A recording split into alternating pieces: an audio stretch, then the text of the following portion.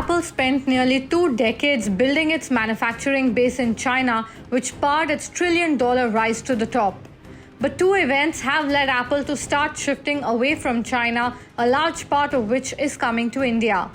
One, the pandemic, which disrupted supply chains and left them stranded, and two, Trump's extremely high China tariffs, which will make Apple products in the US too expensive. So now, as most of us would know, Apple wants to shift more production to India and they want to do it soon. Basically, by the end of 2026, Apple wants that all iPhones which are being sold in the United States should be made in India, as per a report by Reuters. They have in fact already started a trial production run for the iPhone 17 series in India, and they are holding urgent talks with contract manufacturers like Foxconn and Tata to achieve that goal. Currently, Apple sells over 60 million iPhones annually in the US, of which roughly 80% are made in China. So to make all of these in India within 2 years, well, that's a big goal. It would require doubling current iPhone output in the country, which Apple is trying to quickly get onto. However, Beijing is not liking this dramatic reversal. And now, as per new reports, they're doing everything in their power to stop or delay Apple from shifting their production to India.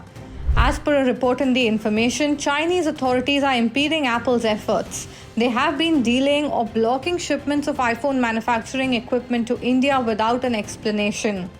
As per the report, approval times of exporting iPhone making equipment from China to India has increased from 2 weeks to as long as 4 months now.